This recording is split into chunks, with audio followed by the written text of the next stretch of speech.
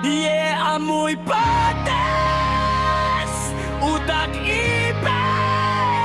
Nga bayaran ng China, di makaisip ng malinis.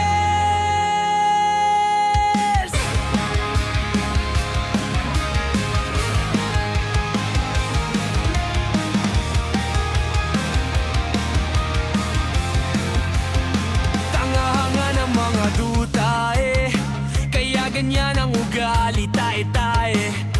Handang magpakatanga basta may kapalit na pera. Yan ang mga dides na amoy pates, utak ipes.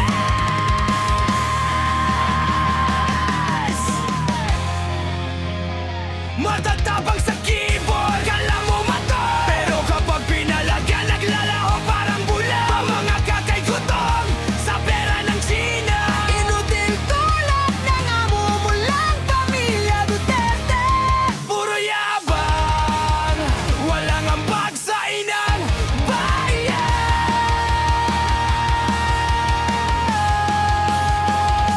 Amoy pates, utak ang KPS, puro fake ang tapang, walang pinagkaiba sa mga Duterte.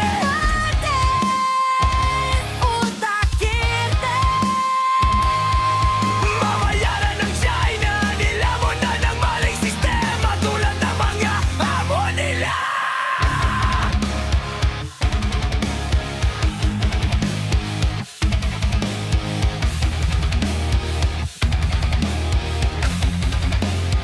Angas sa social media, kala mo pumapalag pero tumatakbo sa totoong gera. Mga tuta ng China, habang ang amo nila ay asong pinapasunod lang ng China.